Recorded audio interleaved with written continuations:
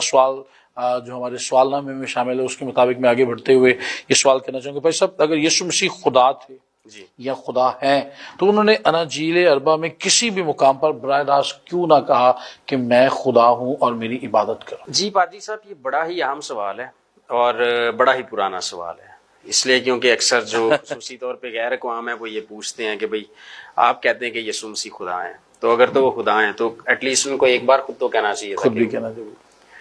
اصل میں یہ جو سوال ہے اس کو جتنا سنجیدگی سے پوچھا جاتا ہے یا جتنا اس کو وزنی سمجھا جاتا ہے اتنا وزنی ہے یا نہیں ہے، اس کی کئی وجوہات ہیں۔ پہلے نمبر پر تو اس اعتراض پر یا اس سوال پر ہی اعتراض بنتا ہے ہمارا، وہ اعتراض کیا؟ اچھا، جب بائی دا وے جب یہ سوال پوچھا جاتا ہے تو ہمارے لوگ فوراً جواب دینے کی کوشش کرتے ہیں، لیکن ایک جو اصول ہے نا اپولوجیٹکس جب آپ پڑھتے ہیں اور کریٹیکل تھنکنگ ان کو سبجیکٹس کے طور پہ پڑھتے ہیں تو اس میں یہ ہم سیکھتے ہیں کہ جب کوئی سوال یا اعتراض کیا جاتا ہے تو اس کا بھی تنقیدی جائزہ لینا چاہیے کہ کیا یہ اعتراض واجب بھی ہے یا نہیں۔ تو پہلے نمبر پر جو بات کی جاتی ہے کہ یسوع مسیح نے کہاں پر اناجیل اربع میں کہا کہ میں خدا ہوں یا میری عبادت کروں، تو دیکھیں جی ہم مسیحیوں سے یہ مطالبہ کرنا ہی غلط ہے۔ کیوں غلط ہے؟ اس کو جب ہم لاجک پڑھتے ہیں تو لاجک کی زبان میں اس کو لاجیکل فیلسی کہتے ہیں، اور اس فیلسی کا نام ہے اسٹرا مین آرگیومنٹ، یعنی کہ ہمارے سے اس چیز کا مطالبہ کیا جا رہا ہے جس کا ہم نے کبھی دعویٰ ہی نہیں کیا۔ آج تک کسی مسیحی اسکالر نے یہ دعویٰ نہیں کیا کہ یہ ایکسپلسٹ ورڈز یا یہ واضح الفاظ، ایسے صاف سیدھے سیدھے الفاظ لکھے ہوں اناجیل اربع میں کہ یسوع مسیح نے کہا ہے کہ میں خدا ہوں میری عبادت کرو۔ ہمارا یہ دعویٰ نہیں ہے۔ ہمارا کیا دعویٰ ہے؟ ہمارا یہ دعویٰ ہے کہ یسوع مسیح خدا ہے، اور اپنی خدائی کو ثابت کرنے کے لیے خدا یسوع مسیح نے ان الفاظ سے بڑھ کر اور بہت کچھ کہا اور کیا جس سے ان کی الوہیت ثابت ہوتی ہے۔ بے شک۔ تو پہلے نمبر پر یہ اعتراض جو ہے یہ لاجیکلی فالس ہے، یہ اسٹرا مین آرگیومنٹ ہے۔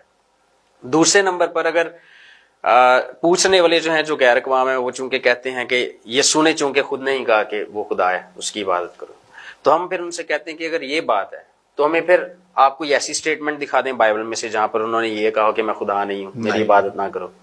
تو جس وزن کی دلیل آپ نے پیش کی اسی وزن کا اعتراض ہم نے آپ کی دلیل پر کر دیا، تو اس کا مطلب یہ تو بات ختم ہو گئی، پھر اب ہمیں کوئی نئی بات کرنی پڑے گی۔ صحیح۔ تیسری بات یہ ہے کہ اگر آپ کے نزدیک دعوے بہت اہمیت کے حامل ہیں، آپ سمجھتے ہیں کہ دعویٰ اگر کوئی کر دیتا تو ہم نے مان لینا تھا، تو پھر ہم آپ کو دکھاتے ہیں کس کس نے دعویٰ کیا، مانتے کیوں نہیں ان کا دعویٰ۔ مثال کے طور پر اگر آپ جو احمدی ہیں، احمدی حضرات، ان کے بارے میں جب ہم پڑھتے ہیں تو یا ان کے مذہب کا مطالعہ کرتے ہیں تو ہمیں پتہ چلتا ہے کہ احمدی اس بات کے دعوے دار ہیں کہ غلام مرزا احمد قادیانی نبی تھا، اور آپ کو پتہ ہی ہے کہ انہوں نے بہت سارے اس طرح کے دعوے بھی کیے، تو چونکہ وہ دعوے دار تھا تو اس کے دعوے کو کیوں نہیں مانتے؟ احمدیوں کو کیوں کافر کہا جاتا ہے؟ اس کے بعد صرف اتنا ہی نہیں بلکہ جو فرعون تھا اس نے بھی خدا ہونے کا دعویٰ کیا، تو چونکہ وہ دعوے دار تھا تو اس کو خدا مانے۔ فرعون تو لفظ ہی ایک گالی بن گیا ہوا ہے، جب کسی کو مکار، جھوٹا، فریبی یا جو کچھ غلط آپ نے کہنا ہو تو اس کو صرف فرعون کہتے ہیں، ساری باتیں پوری ہو جاتی ہیں اس میں، لیکن وہ خدا ہونے کا دعوے دار تھا تو اس کا دعویٰ کیوں نہیں ماننا چاہتا؟ پھر اسی طرح سے اگر آپ رومن جو بادشاہ تھے جیسا کہ ٹائبیریس تھا، کلاؤڈیس تھا، ہیڈرین تھا، کموڈوس تھا، اور اس کے علاوہ دیگر جو بادشاہ تھے ان سب نے خدا ہونے کا دعویٰ کیا، آپ ان کے دعووں کو کیوں نہیں مانتے؟ بے شک۔ تو بات کرنے کا مقصد یہ ہے کہ محض دعویٰ بھی کسی اہمیت کا حامل نہیں ہوتا جب تک اس کو ثابت نہ کیا جائے۔ تو خدا یسوع مسیح کی خاص اور خوبصورت بات یہ تھی، ویسے تو ان کی ہر بات ہی خوبصورت، خدا ان کا شکر اس بات کے لیے، لیکن ان کی ایک بہت ساری تمام خوبصورت باتوں میں سے ایک بات یہ بھی تھی کہ جب بھی کوئی دعویٰ کرتے تھے تو اس کو ثابت بھی کرتے تھے۔ مثال کے طور پر یوحنا کی انجیل 8واں باب پڑھیں تو اس میں آپ کو ایک واقعہ ملتا ہے اس بدکار عورت کا جس کو سنسار کرنے کے لیے یسوع مسیح کے پاس وہ لے کر ہے، اور خدا نے یسوع مسیح نے کہا کہ تم میں سے جو بے گناہ ہے وہ پہلا پتھر مارے۔ اچھا، جب یہ سارا معاملہ ہو گیا تو اس کے بعد خدا نے یسوع مسیح کی ان کے ساتھ بحث شروع ہو گئی۔ اب جب بحث شروع ہوئی ہے تو اسی دوران خدا نے یسوع مسیح نے ایک دعویٰ کیا۔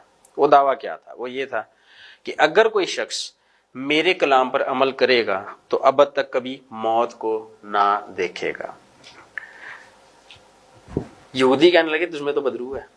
اب کیوں انہوں نے ایسا کیا؟ کہا اس لیے کیونکہ لکھا ہے کہ ابراہیم مر گیا اور نبی مر گئے، مگر تو کہتا ہے اگر کوئی میرے کلام پر عمل کرے گا تو ابد تک کبھی موت کا مزہ نہ چکھے گا۔ صرف اتنا ہی نہیں بلکہ انہوں نے یہ بھی کہا کہ ہمارا باپ ابراہیم جو مر گیا تو اس سے بڑا ہے۔